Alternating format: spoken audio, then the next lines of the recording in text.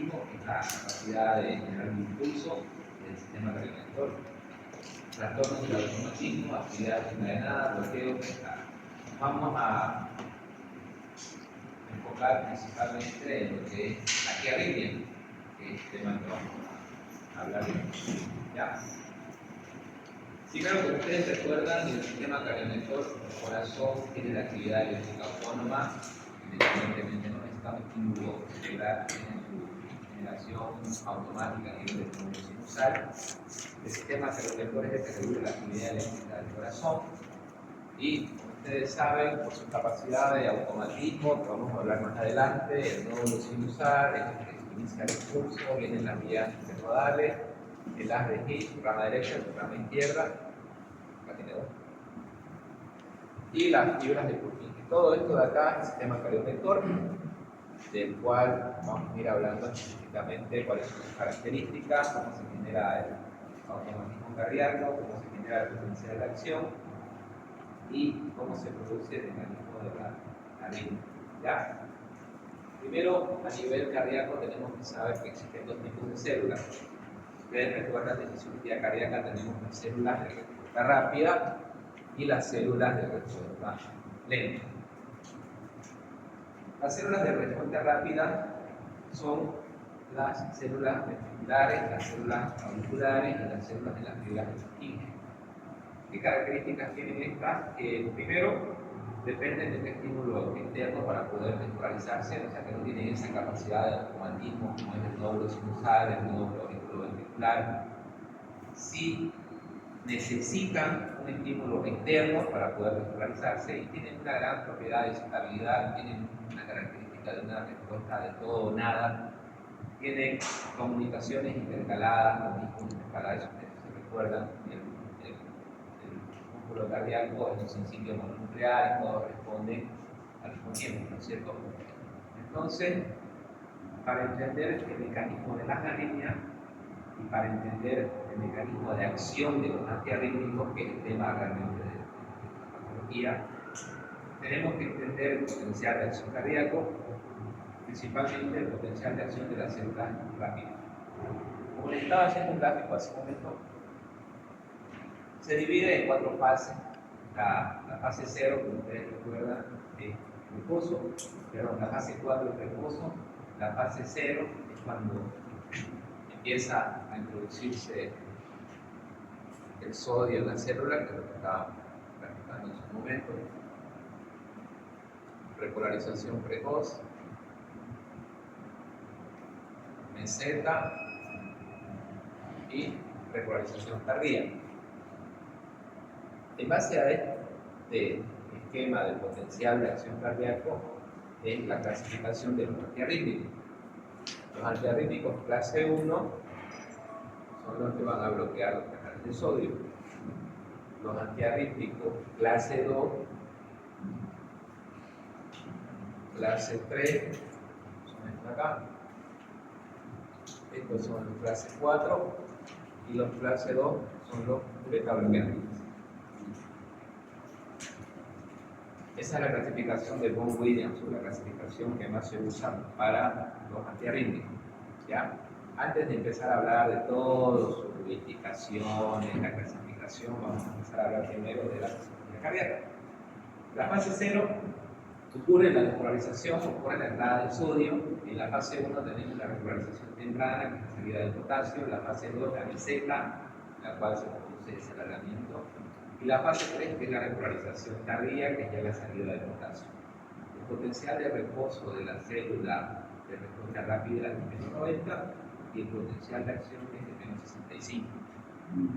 Una vez se produce el potencial de acción, tenemos el periodo refractario efectivo, hay que conocerlo también, en el cual no va a haber nuevamente una excitabilidad, y el periodo refractario relativo, en el cual se puede generar un potencial de acción, pero de menor voltaje.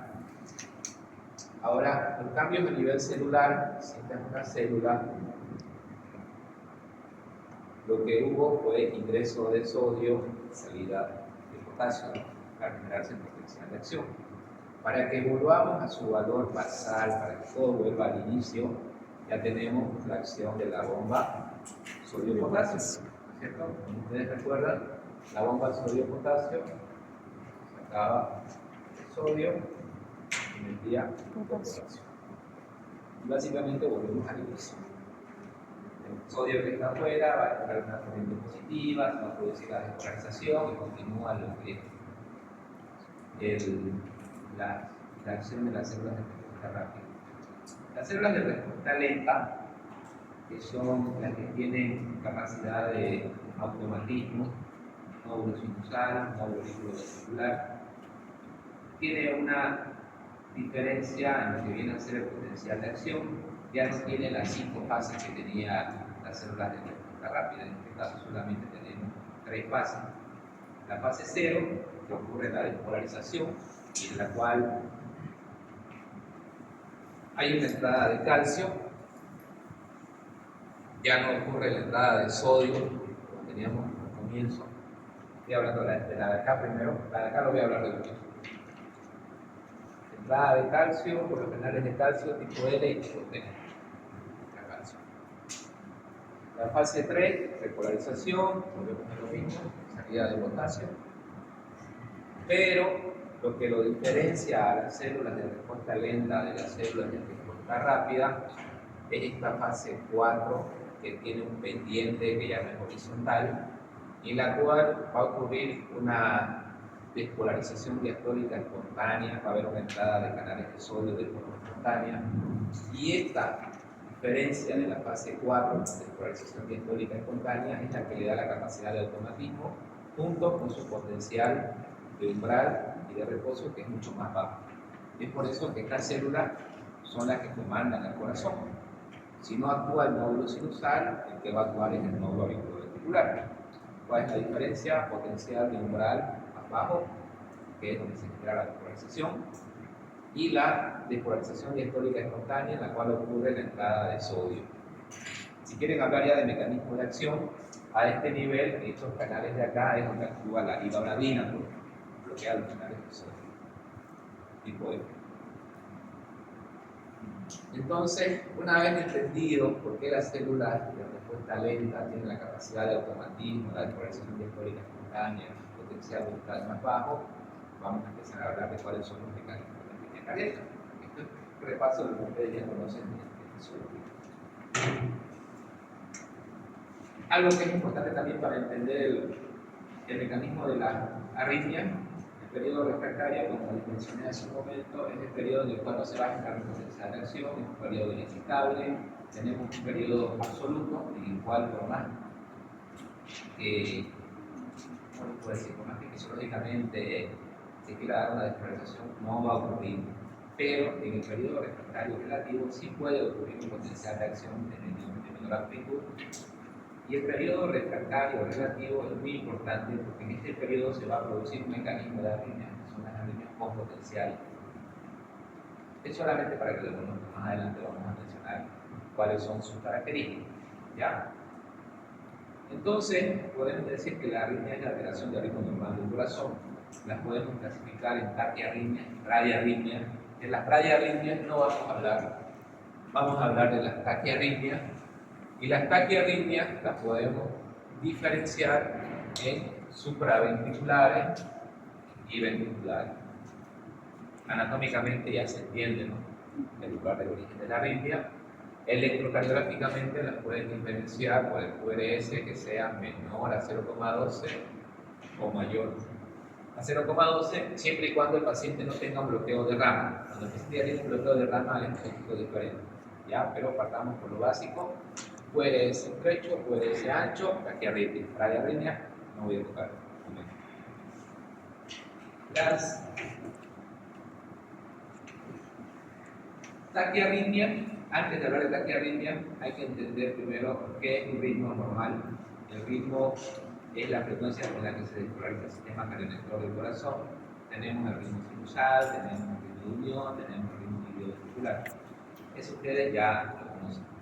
Bueno, si existe un bloqueo por mecanismo de escape, se va a activar el sistema interno auriculoventricular. Si tenemos un bloqueo a nivel del auriculoventricular, se va a activar el ritmo ilioventricular, que es el sistema de Lind. cada uno tiene su frecuencia. Para que no ocurra una activación espontánea de todo el sistema cardiolector del corazón, existe lo que es la supresión por sobreestimulación. ¿Qué quiere decir eso? Que la célula que se despolariza de forma más precoz estimula a las demás células, las cuales no alcanzan a superar y simplemente actúan como conducción. La supresión por sobreestimulación también es un mecanismo que protege de cierta forma contra las arritmias, pero ya después vamos a ver que existen focos ectópicos, que existen entradas y así generan. Las arritmias, aquí tenemos una clasificación ya un poquito más completa de la que yo les mencionaba antes. Si nos enfocamos en la arritmia, estas acá no las vamos a mencionar. En la taquiarritmia, de nuevo, un periodo tipo URS ancho, URS estrecho, URS ancho, regular, taquicardia ventricular, taquicardia ventricular polimorfa, URS ancho, irregular y la fibrilación ventricular, que ya es totalmente ritmo caótico, se podría decir. Supraventricular, Flutter y FA, irregular. Estoy hablando con respecto a la relación RR. Taquicardia paroxística supraventricular, RR regular. Taquicardia auricular multifocal es irregular y taquicardia hemorrágica. Bueno, solamente en ocasiones vamos a ver específicamente cuál es la fisiopatología por las fases clínicas. La producción o el mecanismo fisiopatológico de las arritmias a veces es un poquito difícil de entenderlo, pero si ustedes lo logran entender, ya cuando lo reconozcan en el electrocardiograma van a saber cuál es su fisiopatología o cómo se produce esa arritmia. ¿Ya? Las taquiarritmias tienen dos mecanismos por el cual se van a producir. Uno es alteración del automatismo, o sea, es la alteración de la capacidad del sistema cardiorector para ser el sistema que conduce la actividad cardíaca. Y dos, alteración a nivel de la conducción. Los trastornos del automatismo, los trastornos de esas células que son el marcapaso del corazón, ustedes quieren llamarlo nódulo sinusal, nódulo ventricular, arritmias de Purkinje, se clasifican en dos tipos: trastornos del automatismo propiamente dicho y actividades encadenadas. El trastorno del automatismo se subclasifica en automatismo normal alterado. ¿Qué quiere decir automatismo normal alterado? Que el sistema de conducción cardíaco se mantiene, o sea, se mantiene el nódulo sinusal, se mantiene el nódulo auriculoventricular, pero existe una alteración fisiopatológica a nivel de la conducción. Automatismo anormal es cuando ya tenemos un foco ectópico, ¿ya? O sea que en este mecanismo de automatismo normal alterado se mantiene el sistema de conducción y automatismo anormal tenemos un foco ectópico. Ahora vamos a ver más a detalle eso. La actividad desencadenada es la que va a ocurrir a nivel del periodo refractario relativos. Pueden ser post potenciales precoz o potenciales tardíos. Los trastornos de conducción, los bloqueos no voy a hablar porque hay síndrome de Ladi-Taqi, eso lo vamos a dejar un poquito aparte. Pero sí vamos a hablar de los trastornos por entrada anatómica y por entrada funcional. O sea que para hablar de taquiarritmia puede ser por alteración del sistema de conducción. Esa alteración del sistema de conducción puede ser del propio sistema de conducción o puede ser por un foco ectópico. Y los trastornos por actividades encadenadas es a nivel del periodo refractario y los trastornos de conducción son por entrada. Es un poco, a veces, difícil de captarlo, pero primero hay que entender que las taquiarritmias pueden ser por una alteración de la capacidad de marcapaso del mismo corazón, que es el automatismo, y el otro mecanismo de las taquiarritmias es por una alteración de la conducción, reentrada para la taquiarritmia. ¿Ya? Vamos a ir viendo ejemplos de cada uno. Es un poco difícil, pero si no lo entienden, cuando hablemos de antiarrítmico, se lo van a aprender de memoria y no se van a tocar. Es más difícil hablar directo de antiarrítmico sin entender cuál es la fisiopatología de la arritmia. ¿Ya? Entonces, ¿en qué consiste un automatismo normal alterado? Como les dije, se mantiene el marcapasos, que es el nódulo sinusal. El automatismo anormal es cuando hay un conductor. Este es un automatismo normal, pero tiene alguna alteración en el sistema de conducción. Para que el nódulo sinusal mantenga una frecuencia, una función normal, que se mantenga como el marcapasos del corazón, depende de 3 factores. El potencial diastólico, que dijimos que había una entrada espontánea de sodio, que es la que le va a dar la capacidad de que se genere automáticamente su potencial de acción.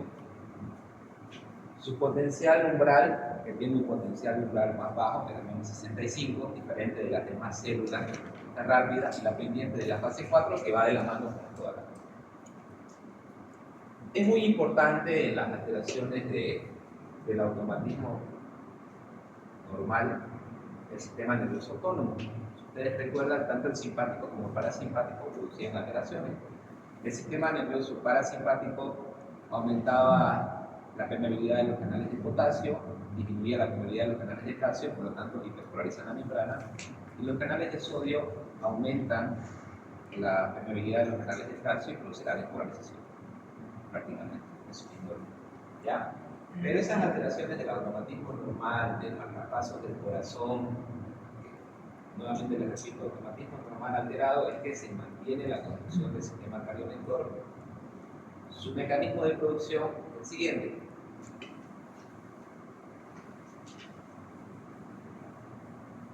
Este sería un automatismo normal.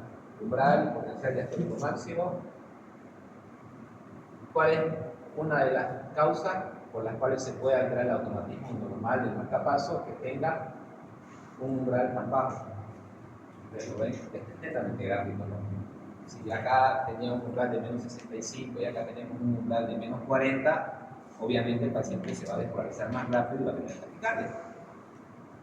Si tenemos un potencial diastólico más alto, lo mismo, se va a despolarizar más rápido y va a tener taquicardia. Y acá está alterada la pendiente de la curva.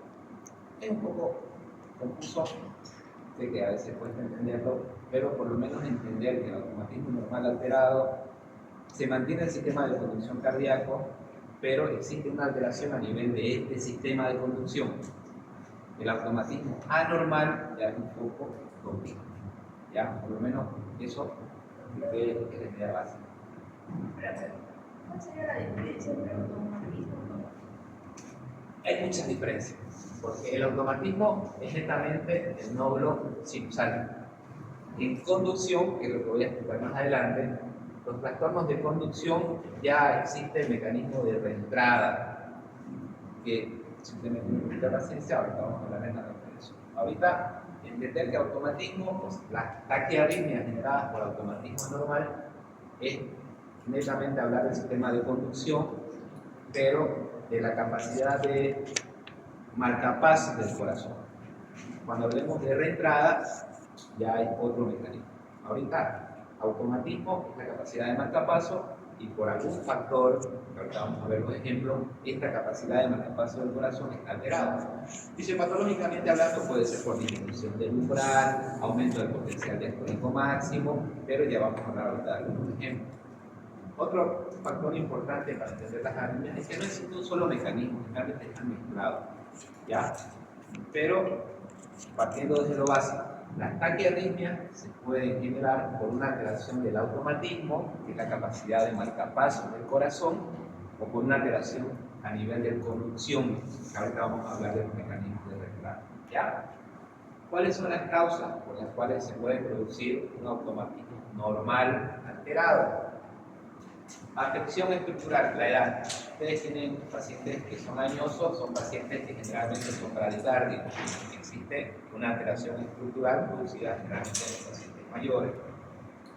Afecciones pagales, por ejemplo, si tenemos un paciente que tenga un feocromocitoma, va a haber mayor descarga adrenal, va a haber mayor despolarización, el paciente va a tener taquicardia, pero la alteración es netamente a nivel del marcapasos del corazón, a nivel de la capacidad de despolarización del nódulo sinusal.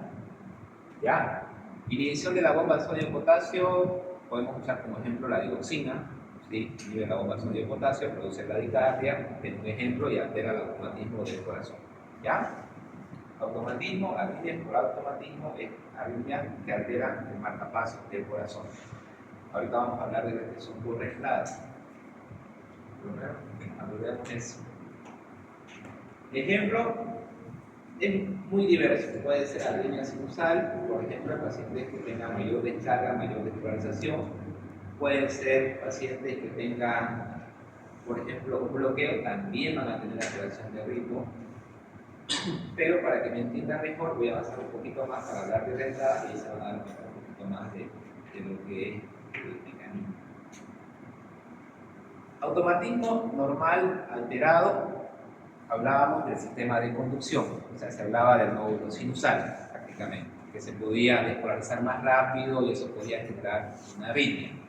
Ahora, ¿qué sería automatismo anormal? Automatismo anormal sería que una célula de respuesta rápida, o sea, una célula ventricular, una célula auricular, una célula de las fibras de Purkinje que no tiene capacidad de generar automatismo, es más que todo contracción, se convierte por alguna enfermedad en una célula de respuesta rápida, una célula de respuesta lenta, perdón, y ya se altera su capacidad, su potencial de acción. Entonces, esa es la diferencia del método. En este caso, lo que tenemos es una conversión que ya no es tanto el sistema de conducción, sino ya es las fibras auriculares, las fibras musculares, de ser células de respuesta rápida a células de respuesta lenta. Por eso es importante. Exactamente, o sea, ejemplo de esto son las extrasístoles ventriculares. Si tenemos el sistema de conducción cardíaco, tenemos ADG, rama derecha, rama izquierda, rama Purkinje. Cuando hablamos de automatismo, era la capacidad de marcapasos. Automatismo normal y esperado.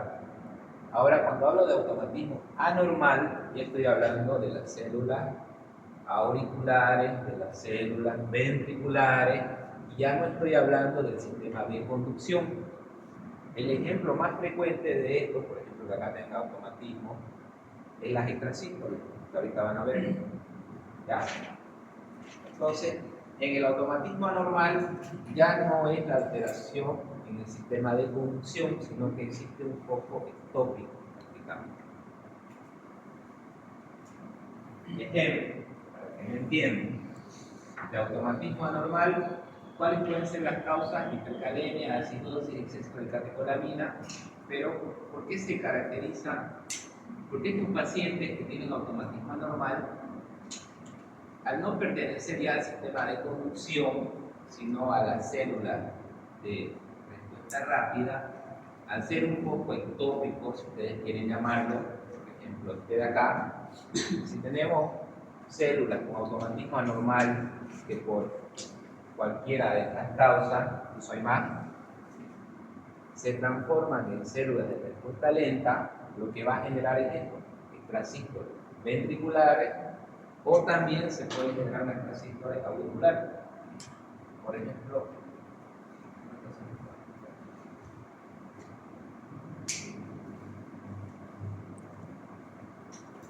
si ustedes ven acá, el intervalo se mantiene constante, pero acá hubo como un acortamiento. La onda P se mantiene igual, la onda P se mantiene igual, y esta onda P está diferente. Esta es una extrasístole auricular. Tiene una pausa compensatoria y luego volvió a su ritmo normal. El mecanismo de las extrasístoles es automatismo anormal, es un poco ectópico, es un poco que ya no pertenece al sistema de conducción prácticamente. Automatismo normal alterado, se mantiene el sistema de conducción cardíaca. Automatismo anormal, es la conversión de células de respuesta rápida a células de respuesta lenta que no pertenecen al sistema de conducción cardíaco y que van a generar extrasístoles prácticamente. ¿Ya? Dos potenciales, es el otro mecanismo de la taquiarritmia. Por lo menos que se acuerden que existen las arritmias que son por automatismo normal y automatismo anormal. Automatismo normal que pertenece al sistema de conducción y automatismo anormal que son células que no conducen, que habitualmente no tendrían por qué despolarizarse antes, sino que por alguna enfermedad, por alguna alteración metabólica, electrolítica, lo que ustedes quieran, cambió su característica, tiene la capacidad de despolarizar y por lo tanto va a generar una extracción. ¿Ya? Por lo menos que tenemos con esa idea, ya vamos a ir entendiendo los temas. Las demás fisiopatologías de la arritmia.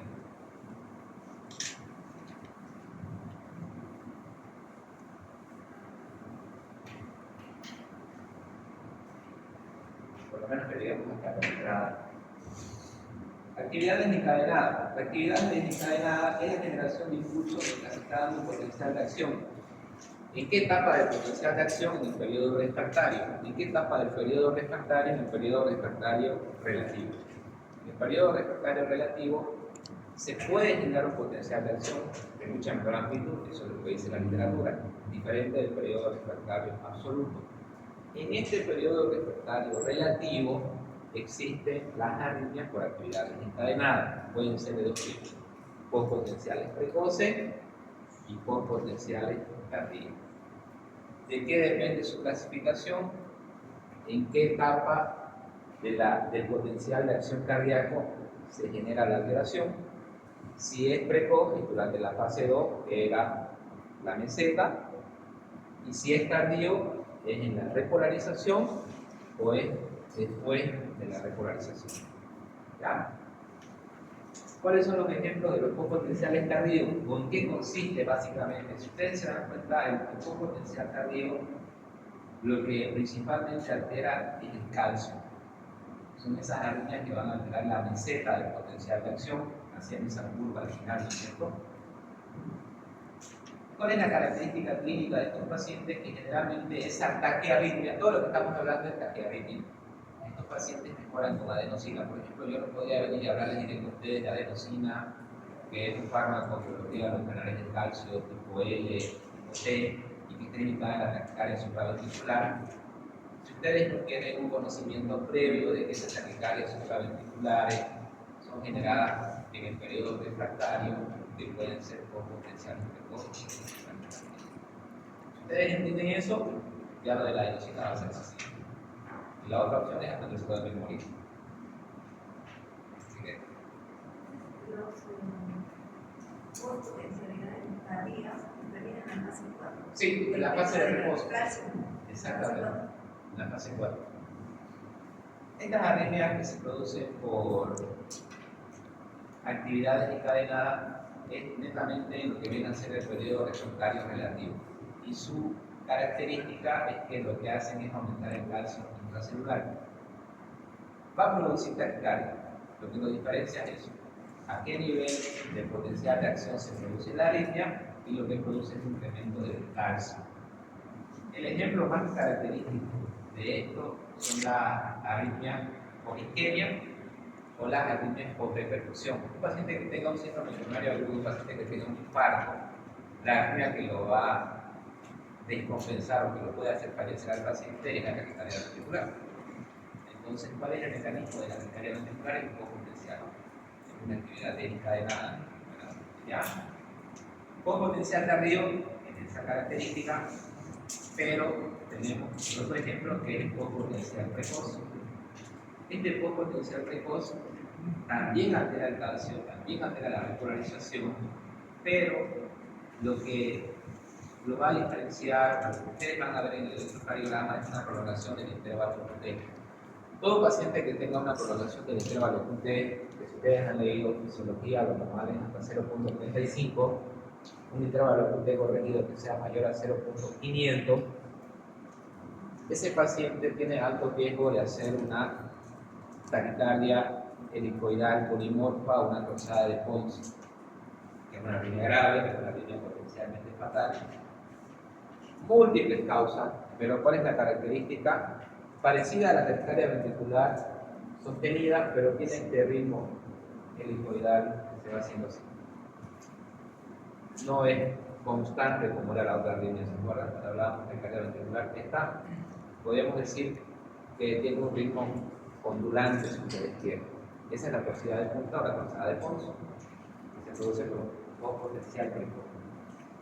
Ya, que nos acordemos que las taquicardias, las taquiarritmias se pueden producir por alteración en el automatismo normal alterado, automatismo anormal, que es un poco tópico, ya es un avance, ¿no? Es por lo menos una base para entender uno de los mecanismos por el cual se produce la arritmia y nosotros vamos a tener que bloquear para tratar esa patología. Automatismo normal alterado y automatismo anormal. Por lo menos que nos quedemos con eso ya. Con potenciales es un poquito más difícil. Las de reentrada. Ahora vamos a hablar de las arritmias que son por reentrada.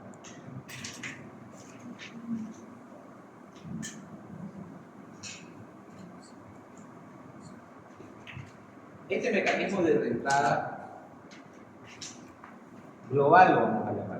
No estoy hablando que es el sistema de conducción, ni que es a nivel de un miocito, ni nada. Es un mecanismo de reentrada global. Y lo van a ver en todos los libros. ¿Qué es lo que ocurre?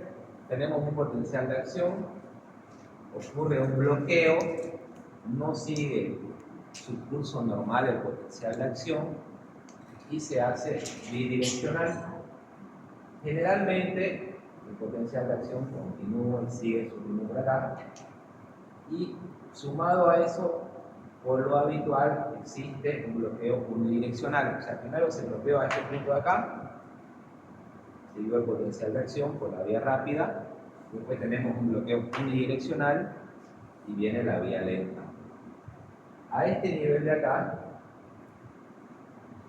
que ya está pasando su periodo refractario, que es el gap excitable, es donde se va a ir despolarizando nuevamente y va a continuar despolarizándose, y va a continuar despolarizándose, y va a continuar despolarizándose, y va a continuar despolarizándose, y así se produce el mecanismo de reentrada.